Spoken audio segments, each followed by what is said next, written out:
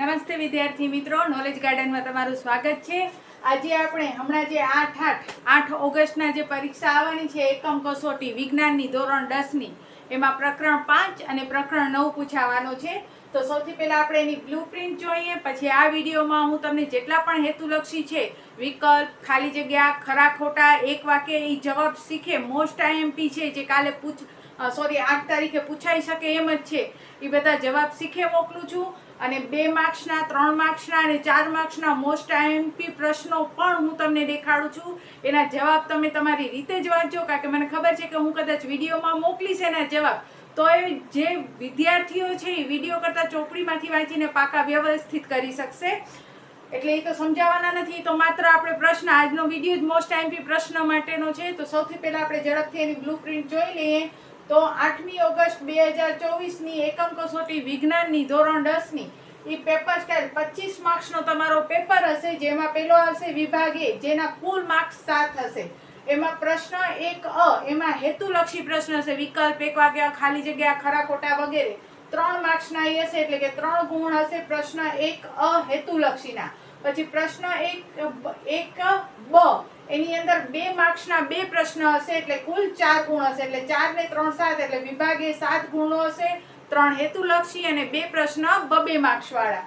ત્યાર પછી આવશે વિભાગ બી, જે 6 ગુણનો હશે, એમાં પ્રશ્ન 2 એમાં હેતુલક્ષી કોઈ પણ 2 જ હેતુલક્ષી હશે અને 2 ગુણ હશે, અને બ ની અંદર 2 ગુણના 2 પ્રશ્નો હશે, એટલે કે 4 માર્ક્સના હશે, એટલે 2 માર્ક્સના 2 પ્રશ્નો, એટલે એના કુલ માર્ક્સ થશે 6। વિભાગ એ ના 7, વિભાગ બી ના 6। પછી આવશે વિભાગ સી।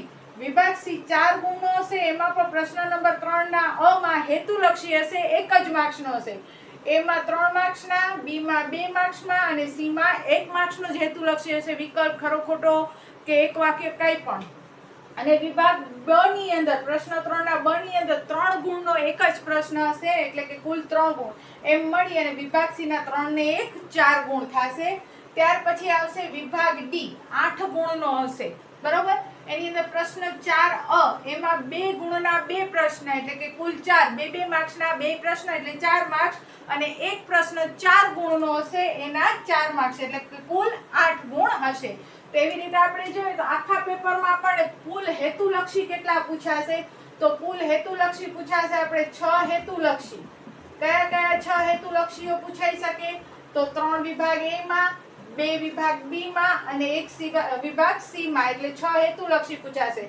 12 માર્ક્સના 2 ગુણના પ્રશ્નો પૂછાશે, 2 વિભાગ એ માં 4 ગુણના, બીજા 2 વિભાગ બી માં 4 ગુણના, બીજા 3 વિભાગ સી માં આવશે, બરોબર। એટલે કુલ 12 ગુણના 4, અહીંયા કને 2 ગુણના વિભાગ સી ની અંદર 3 ગુણના છે, એટલે કે વિભાગ એ અને બી ની અંદર, અને અહીંયા આવશે વિભાગ ડી ની અંદર 2 પ્રશ્ન છે, એટલે કે હેતુલક્ષી 6, 2 માર્ક્સના કેટલા પ્રશ્ન હશે, તો 4 ગુણનો વિભાગ એ માં, 4 ગુણનો વિભાગ બી માં અને 4 ગુણનો વિભાગ સી માં, એટલે 4 તેરી 12 ગુણના। ત્યાર પછી આવશે 3 ગુણનો, તો 3 ગુણનો પ્રશ્ન છે એ તમને વિભાગ સી માં એક જ પ્રશ્ન હશે, પ્રશ્ન 3 બ માં, એટલે 3 ગુણનો એક જ પ્રશ્ન, અને 4 ગુણનો એક પ્રશ્ન આવશે વિભાગ ડી માં, એમ તમારા કુલ માર્ક્સ થશે 25। તો હવે વધુ સમય ન લેતા આજે આપણે સૌથી પહેલા વિકલ્પ, ખાલી જગ્યા, ખરા ખોટા, એક વાક્ય જવાબ સહિત તમને દેખાડું છું, કડોકડ પાકા કરી લેજો, કારણ કે પરીક્ષામાં એમાંથી ઘણું બધું પૂછાશે। આ ઉપરાંત 2 માર્ક્સના, 3 માર્ક્સના અને 4 માર્ક્સના પ્રશ્નોની આખી સૂચિ મેં તમને આપેલી છે। એ સૂચિ, પ્રશ્નોની જે સૂચિ છે એ પ્રશ્ન તમે તમારી બુકમાં ટીક કરી અને કડોકડ પાકા કરી લેજો। તો ચાલો આપણે હવે ઝડપથી જઈએ આપણા વિડીયો તરફ આગળ। બ્લુપ્રિન્ટ જોયા પછી આપણે ઝડપથી હવે હેતુલક્ષી તરફ જઈએ। 6 માર્ક્સના હેતુલક્ષી તમને પૂછાશે, વિકલ્પ, એક વાક્ય, ખાલી જગ્યા વગેરે ખરા ખોટા। તો સૌથી પહેલાં આપણે બધા વિકલ્પ જોઈએ। પહેલો વિકલ્પ છે, સ્વયંપોષી માટે ખાલી જગ્યા આવશ્યક છે, કાર્બન ડાયોક્સાઇડ, સૂર્યપ્રકાશ, ક્લોરોફિલ કે આપેલ તમામ। તો સ્વયંપોષી જે વનસ્પતિ હોય એના માટે તો કાર્બન ડાયોક્સાઇડ, સૂર્યપ્રકાશ, ક્લોરોફિલ બધે જ જરૂરી હોય, એટલે આવશે જવાબ આપણો આપેલ તમામ। પછી મનુષ્યમાં ફેફસા એ ખાલી જગ્યા સાથે સંકળાયેલો છે, શ્વસન, પોષણ, ઉત્સર્જન કે પરિવહન। તો આપણો જવાબ આવશે શ્વસન, કારણ કે ફેફસા હંમેશા શ્વસન સાથે સંકળાયેલો હોય। અરીસાની સામે તમે ગમે ત્યાં ઊભા રહો પણ પ્રતિબિંબ ચત્તું મળે છે તો તે અરીસો ખાલી જગ્યા હશે.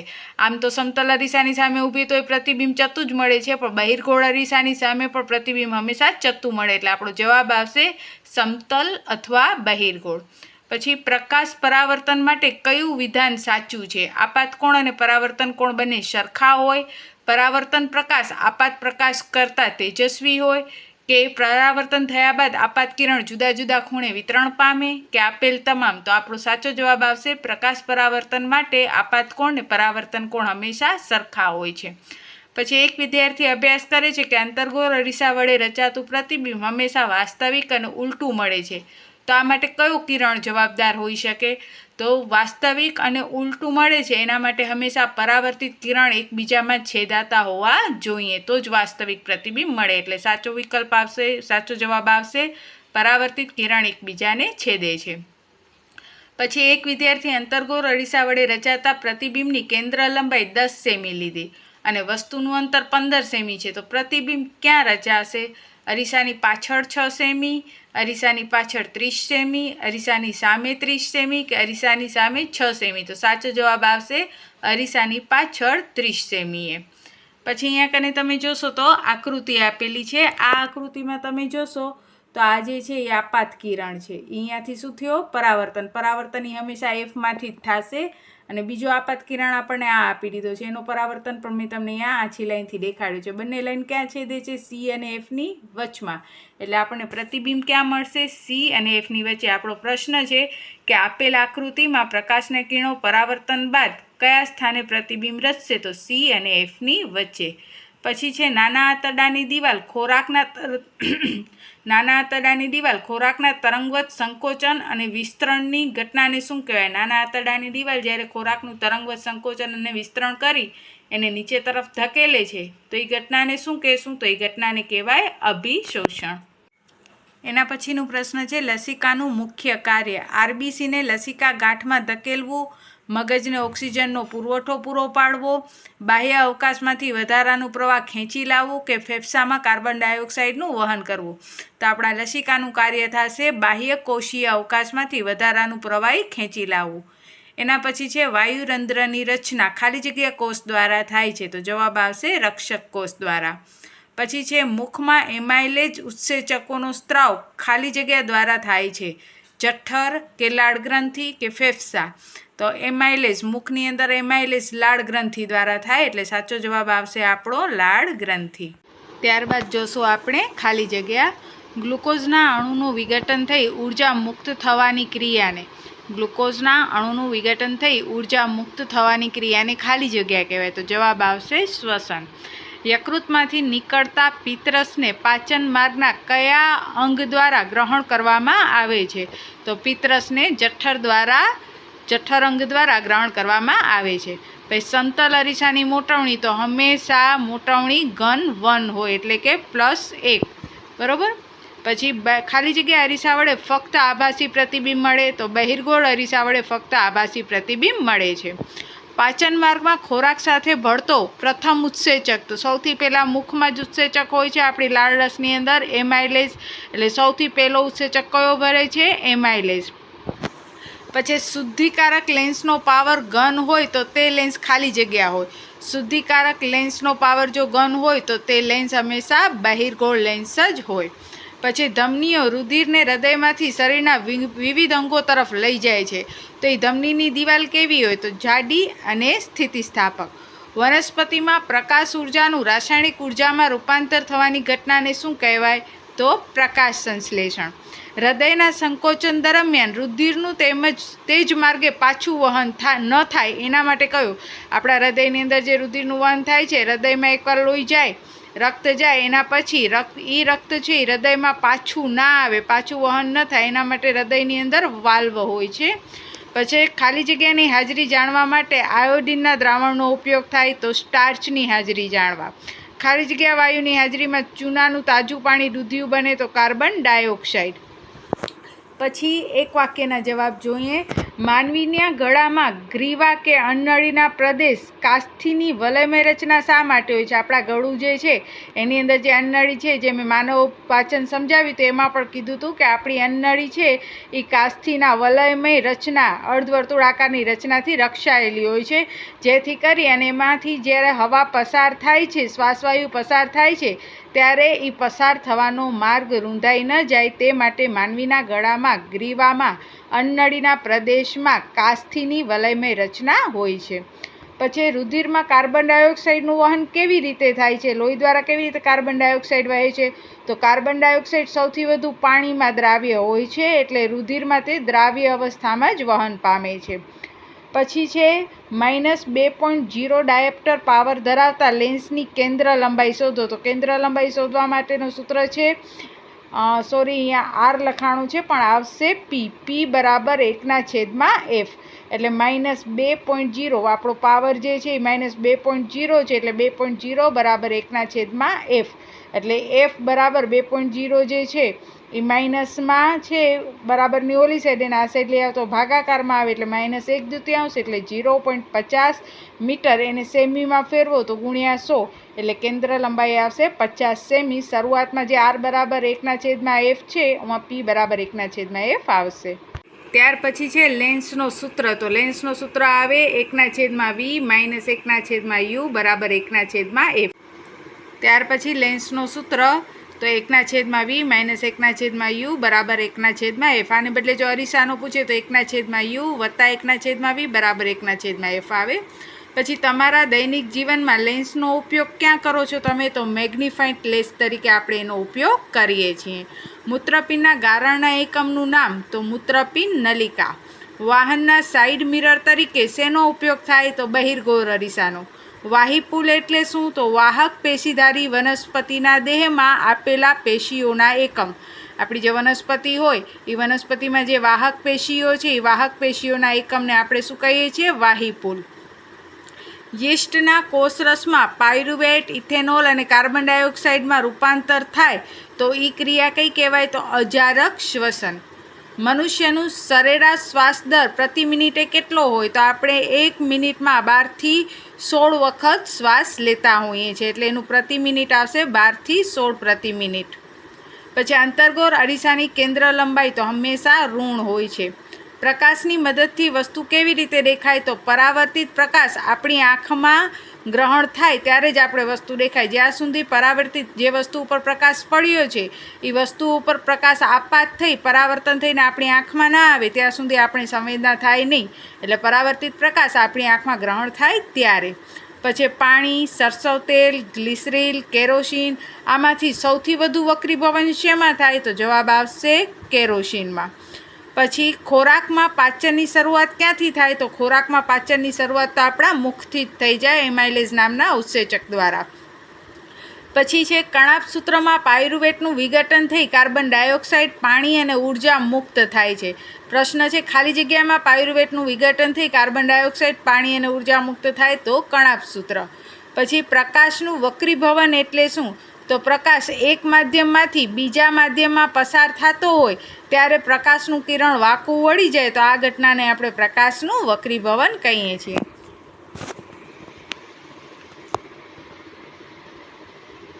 ત્યારબાદ આવશે ખરા ખોટા.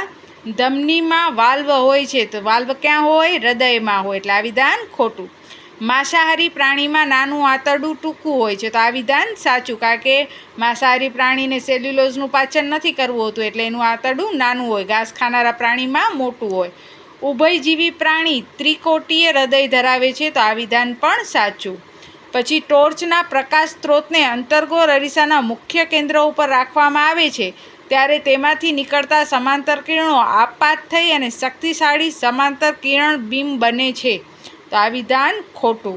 બહિર્ગોળ દ્વારા હંમેશા આભાસી પ્રતિબિંબ મળે તો આ વિધાન સાચું. માનવ ઓક્સિજનનું અભાવ કે ઓછું પ્રમાણ હોય, માનવમાં જ્યારે ઓક્સિજનનો અભાવ હોય કે ઓછું પ્રમાણ હોય ત્યારે તે પાયરુવેટનું લેક્ટિક એસિડમાં રૂપાંતર થાય છે તો આ વિધાન સાચું. વાયુરંધ્રની ફરતે આવેલા કોષને રક્ષક કોષો કહેવાય તો એ વિધાન સાચું. પ્રકાશનું કિરણ કાચમાંથી હવામાં પસાર થાય ત્યારે લંબ તરફ વાંકું વળે છે, તો લંબ તરફ નહીં, લંબથી દૂર જાય, એટલે આ વિધાન ખોટું. આપાત કિરણ અને વક્રીભૂત કિરણ વચ્ચે આપાત કોણ બને, તો આ વિધાન પણ ખોટું, કારણ કે આપાત કોણ છે એ આપાત કિરણ અને લંબની વચ્ચે બને. પછી ઘાસમાં રહેલા સેલ્યુલોઝનું તૃણાહારી પ્રાણીઓ પાચન કરી શકે છે, તો આ વિધાન સાચું. પછીનો પ્રશ્ન છે, પેપ્સિન અને ટ્રિપ્સિન કાર્બોદિત અને ચરબીનું પાચન કરે છે, તો આ વિધાન કેવું આવશે? ખોટું. પછી શ્વાસવાહિની વાયુકોષ્ઠમાં અંત પામે છે, તો શ્વાસવાહિની વાહિકા બની વાયુકોષ્ઠમાં જ અંત પામે, એટલે વિધાન સાચું. અન્નવાહીમાં પેશીમાં કાર્બોદિત, એમિનો એસિડ તેમજ વનસ્પતિના અંતઃસ્ત્રાવનું વહન થાય છે, તો અન્નવાહીની અંદર જ આ બધેનું વહન થાય છે, એટલે આ વિધાન સાચું. શિરાઓ ઓક્સિજન વગરના રુધિરનું વહન કરે છે, અપવાદમાં ફુફ્ફુસ, તો બધી જ શિરાઓ ઓક્સિજન વગરનું જ વહન કરે છે, ફુફ્ફુસ સિવાય, એટલે આ વિધાન પણ સાચું. પછી છે, જ્યારે વસ્તુને બહિર્ગોળ લેન્સના મુખ્ય કેન્દ્ર પર મૂકવામાં આવે તો મળતું પ્રતિબિંબ વાસ્તવિક અને ઉલટું હોય, તો આ વિધાન પણ સાચું. જો અંતર્ગોળ અરીસાની કેન્દ્ર લંબાઈ 4 મીટર હોય તો પાવર 0.25 ડાયોપ્ટર થાય, તો આ વિધાન એ સાચું, કારણ કે પાવર બરાબર 1/f, એટલે 1/4 કરશો તો 0.25 ડાયોપ્ટર આવશે. બહિર્ગોળ અરીસાની મુખ્ય કેન્દ્રમાંથી પસાર થતું પ્રકાશનું કિરણ પરાવર્તન બાદ તે જ માર્ગે પાછું વળે છે, તો આ વિધાન ખોટું. અહીંયા કને જોઈ તે વક્રતા કેન્દ્રમાંથી પસાર થાય તો જ તે માર્ગે પાછું વળે. હવે જઈએ 2 માર્ક્સના પ્રશ્નો તરફ. 12 ગુણ હશે. એમાં પહેલો પ્રશ્ન છે, લાળ રસની ભૂમિકા સમજાવો. તો લાળ રસ છે એ મુખમાં સ્ત્રવે છે, ખોરાકને ભીનો અને પોચો બનાવે છે, અને એની અંદર એમાઇલેઝ નામનો ઉત્સેચક હોય છે. આ એમાઇલેઝ નામનો ઉત્સેચક છે એ સરળ કાર્બનનો જટિલ કાર્બનમાં રૂપાંતર કરી દે છે. પછી વાયુના વધારે ને વધારે વિનિમય માટે વાયુકોષ્ઠની કેવી રચના હોય છે?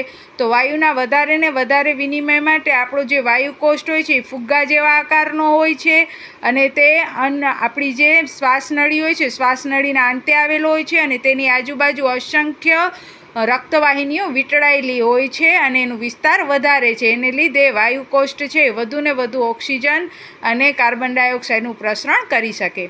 ઉચ્ચ પ્રકારની વનસ્પતિ માટેના વહનતંત્રના ઘટકો. તો ઉચ્ચ પ્રકારની વનસ્પતિઓ આજુબાજુ જે મોટા વૃક્ષો હોય તો એના વહનતંત્ર માટે આવશે અન્વાહક અને જલવાહક પેશી. પ્રકાશના પરાવર્તનના નિયમો. તો આપાત કોણ, પરાવર્તન કોણ, લંબ, આપાત બિંદુ, વક્રીભૂત કિરણ, વક્રીભૂત કોણ, આ બધા જ એક જ સમતલમાં આવેલા હોય છે, અને આ પ્રકાશના જે આપાત કોણ અને પરાવર્તન કોણ છે એ હંમેશા સરખું હોય છે. આ બેના નિયમ હોય છે, જે તમે ચોપડીમાં વિગતવાર સમજજો. પછી એક ડૉક્ટર +1.5 પાવરનું પ્રિસ્ક્રિપ્શન લખી આપે છે, તો લેન્સની કેન્દ્ર લંબાઈ શોધો. તો કેન્દ્ર લંબાઈનું સૂત્ર P = 1/f. આપણને P એટલે પાવર 1.5 આપ્યો છે. હવે 1.5 છે f છે એની સાથે ગુણાકારમાં આવશે, ને 1.5 છે 1/માં આવી જશે ભાગાકારમાં. એટલે આપણે એના છેદ ઉડાડશું, પોઈન્ટ કાઢો તો ઉપર 10 થઈ જાય, એટલે 10/15 એટલે 2/3, એટલે 0.67. હવે 0.67 આપણને મીટરમાં મળશે. આપણે સેમીમાં પૂછ્યું હોય તો 0.67 × 100, એટલે આપણી કેન્દ્ર લંબાઈ 67 સેમી થશે. અને સાથે સાથે પૂછ્યું છે કે તે કેવો લેન્સ છે, તો તે અભિસારી લેન્સ છે. પછીનો પ્રશ્ન છે, ઉત્સર્જન એટલે શું? તો શરીરની અંદર ઉત્પન્ન થતા નકામા નાઇટ્રોજનયુક્ત કચરાને શરીરમાંથી બહાર ધકેલવાની ક્રિયાને ઉત્સર્જન કહેવામાં આવે છે. હવે બધા 2 માર્ક્સના જે પ્રશ્નો છે એનો આ આખો લિસ્ટ છે. આ બધા જ પ્રશ્નો તમારે પાકા કરવાના છે.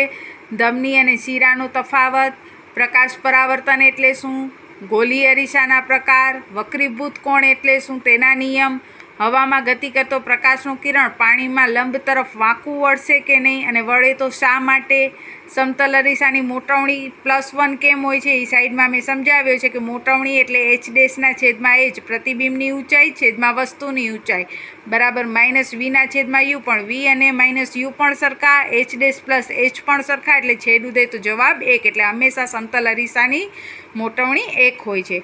એમ્બ્યુલન્સના આગળના ભાગ ઉપર એમ્બ્યુલન્સ કેવી રીતે લખેલો આવે છે? તો ઉલટાવીને લખેલો હોય છે. જો નીચે મેં બ્લુ પેનથી લખેલો છે ઉલટાવીને. અને આવું શા માટે? તો આગળ જતી જે ગાડી છે એને આ ઉલટા અક્ષર પોતાના અરીસામાં ચોખ્ખા દેખાય અને તે જલ્દીથી એને માર્ગ કરી દે. સ્વયંપોષી માટે જરૂરી પરિસ્થિતિઓ કઈ કઈ છે? તો કાર્બન ડાયોક્સાઇડ મળવું જોઈએ, ક્લોરોફિલ હોવું જોઈએ, હરિતકણ હોવા જોઈએ, પાણી યોગ્ય માત્રામાં મળવું જોઈએ, અને ખાસ સૂર્યપ્રકાશ મળવું જોઈએ. પાચન એટલે શું? તો કોઈ પણ ખોરાક ગ્રહણ કરી, એટલે કે મનુષ્ય કે કોઈ પણ સજીવ છે ખોરાક ગ્રહણ કરી અને એમાંથી ઉર્જા મુક્ત કરવાની ક્રિયાને પાચન કહેવાય છે. 2 માર્ક્સનો છે એટલે તમારે વ્યવસ્થિત પ્રશ્ન વ્યવસ્થિત લખવાનું છે. પછી લસિકા એટલે શું? ઈજા થાય ત્યારે તે સ્થાનેથી રુધિર વહન પામે છે તેને કેવી રીતે અટકાવાય? ઉત્સર્જન એટલે શું? ઉત્સેચક એટલે શું? જલવાહક અને અન્વાહકનો તફાવત. આ બધા મોટા મોટા પ્રશ્નો છે અને મને ખબર છે કે હું તમને કદાચ વિડીયોમાં એના જવાબ શીખે દેખાડીશ તો એ તમે બુકમાંથી જ પાકા કરવાના છો, એટલે હું ડાયરેક્ટ પ્રશ્ન જ કહું છું. આ બધા જ પ્રશ્ન તમે તમારી બુકમાં ટીક કરી અને પાકા કરો. જલવાહક અને અન્વાહકનો તફાવત, સ્વયંપોષી પોષણ અને વિષમપોષી પોષણ. આપણા શરીરમાં ચરબીનું પાચન, તો આપણા શરીરની અંદર ચરબીનું પાચન સ્વાદુપિંડમાંથી આવતો રસ કરે છે અને એ રસનું નામ, એ અંતઃસ્ત્રાવનું નામ લાઇપેઝ છે, જો અહીં અમે લખેલું જ છે, અને તે ચરબીનું ગ્લિસરીનમાં રૂપાંતર કરી દે છે. પછી બહિર્ગોળ અને અંતર્ગોળ લેન્સનો તફાવત. પછી નીચેની પરિસ્થિતિમાં કયો અરીસો વપરાય? કાચની હેડલાઇટમાં કયો વપરાય? સોલર ભઠ્ઠીમાં કયો વપરાય? પછી લેન્સની વ્યાખ્યા, અંતર્ગોળ અરીસાનો ઉપયોગ, આમાં લખ્યો નથી પણ બહિર્ગોળ અરીસાનો ઉપયોગ એ પૂછી શકે. જઠરમાં એસિડની ભૂમિકા શું હોય છે, જેને લીધે પેપ્સિનોજન નામનું ઉત્સેચક સક્રિય થાય અને ખોરાકમાંથી પ્રોટીનનું પાચન થાય. પાચન તંત્રના અંગના નામ ક્રમશર ગોઠવો. મેં અહીંયા તમને ક્રમશર ગોઠવીને જ દીધા છે, તમને પ્રશ્નમાં આડા આવડા પૂછી શકે. તો આવી રીતે તમને 2 માર્ક્સના પ્રશ્નનો આખો લિસ્ટ છે, બંને પાઠમાંથી 5મા અને 9મા પાઠમાંથી. આ બધા પ્રશ્નોમાંથી કોઈ પણ પ્રશ્ન તમને પૂછી શકે છે 2 માર્ક્સની અંદર.